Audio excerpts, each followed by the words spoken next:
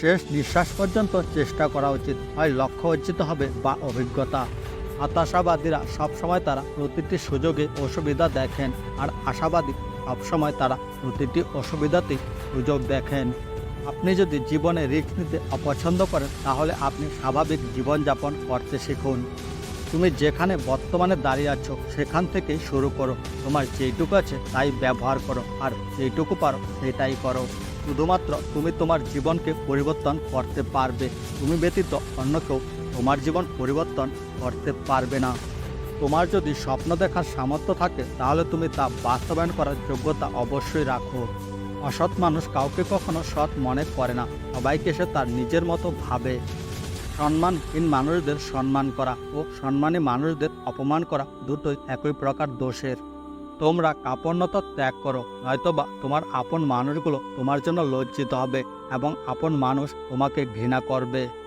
সফল হতে চাইলে সবথেকে দুটি জিনিস বেশি প্রয়োজন: জেদ আর নিজের উপর আত্মবিশ্বাস। সাফল্যের জন্য আপনাকে তিনটি জিনিসের মূল্য দিতে হবে: ভালোবাসা, কঠোর পরিশ্রম আর স্বপ্নকে বাস্তবায়ন করার জন্য ব্যর্থতার পরও কাজ করে যাওয়া।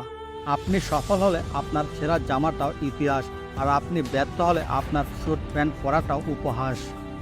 সফলতা কখনো আপনার কাছে নিজের ইচ্ছা থেকে ধরা দিবে না, আপনাকে সফলতা অর্জন করে নিতে হবে। সফল মানুষের সাথে অসফল মানুষের মধ্যে পার্থক্য হলো শক্তি বা জ্ঞান নয়, পার্থক্যটা হলো সত্যিকার সফল হওয়ার তার মধ্যে ইচ্ছা শক্তি। তুমি যা করছো যদি ভালোবাসো এবং সেই কাজের সফলতার জন্য সবকিছু করতে ইচ্ছুক থাকো, তাহলে সেটা তোমার হাতের নাগালে পৌঁছবে। আমার অভিজ্ঞতা বলে সর্বশ্রেষ্ঠ মোটিভেশন হলো ইচ্ছা শক্তি। আপনার মধ্যে সত্যিকার ইচ্ছা শক্তি থাকলে কোনো বাধা আপনাকে থামাতে পারবে না। কখনো না পড়ে যাওয়ার মধ্যে বীরত্ব নেই, পরে গিয়ে উঠে দাঁড়ানোর মধ্যে সত্যিকার বীরত্ব লুকিয়ে আছে। সফল হতে চাইলে আপনাকে সামনে আসা সফল চ্যালেঞ্জ মোকাবিলা করতে হবে। বেছে বেছে কখনো চ্যালেঞ্জ নেওয়া যাবে না। আপনি যদি সন্তুষ্টি নিয়ে ঘুমাতে যেতে চান, তাহলে আপনি একটি লক্ষ্য নিয়ে আপনার সকাল শুরু করুন। যার হাতে কিছু নেই তার হাতে সময় রয়েছে, এটাই সবচেয়ে বড় সম্পদ। আমরা যদি সময়ের যত্ন নিই, তবে সময় আমাদের যত্ন নেবে। পূর্বের নষ্ট করা সময়ের জন্য এখন যদি আফসোস করো, তাহলে এখনকার সময় নষ্ট হবে। সময়ের মূল্য দাও, প্রতিটি মুহূর্তকে উপভোগ করো, আলস্য করো না। যে কাজগুলো আজকে করতে পারো তা কালকের জন্য কখনো ফেলে রেখো না। যে ব্যক্তি সময়কে সঠিক মতো ব্যবহার করতে পারে না, সে ব্যক্তি আসলে সময় নিয়ে অভিযোগ করে। আপনি জীবনে কতবার পরাজিত হয়েছেন তাতে কিছু যায় আসে না, কারণ আপনার একটি জয় হলো সমস্ত হারের যোগ্য জবাব। আপনি যদি আপনার জীবনে পরিকল্পনা না করেন, তাহলে আপনি অন্য মানুষের পরিকল্পনায় পড়বেন এবং আপনি অনুমান করুন তারা আপনার জন্য কী পরিকল্পনা করেছেন। যদি আপনি গতকাল পরে গিয়ে থাকেন, তাহলে আজ আপনি এই মুহূর্তে উঠে দাঁড়ান। যদি মনে করো তুমি পারবে কিংবা মনে করো তুমি পারবে না, দুই ক্ষেত্রেই তোমার বিশ্বাস সঠিক। নিজেকে নিয়ন্ত্রণ করো, তারপর অন্যকে অনুশাসন করো। নিজে নিয়ন্ত্রণ হলে অন্যকেও নিয়ন্ত্রণ করতে পারবে। নিজেকে নিয়ন্ত্রণ করাটাই সঠিক। আমি ভেড়ার নেতৃত্বে সিংহ বাহিনীকে ভয় পাই না, কিন্তু সিংহের অধীনে ভেড়ার পালকে ভয় পাই। সহজে জেতার আনন্দ কোথায়? বাধা যত বিশাল, বিজয়ের আনন্দ ততই বাঁধ ভাঙ্গা। যতবার আমি ব্যর্থ হই এবং চেষ্টা চালিয়ে যাই, তার উপর সরাসরি নির্ভর করে আমি কতবার সফল হতে পারবো।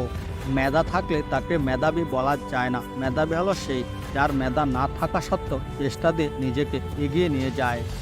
যেই দেশে সৃজনশীলদের চেয়ে চাকরদের দাম বেশি, সেই দেশে শিক্ষা ব্যবস্থার অধঃপতন সুনিশ্চিত।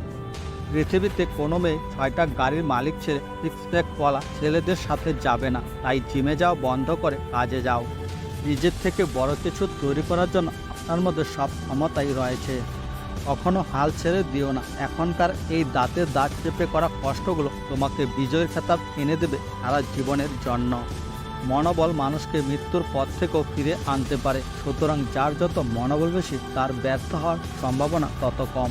জীবনের 10% হলো ঘটনা, আর বাকি 90% হলো আপনি জীবনের ঘটনাগুলোর প্রতি কীভাবে প্রতিক্রিয়া করেন।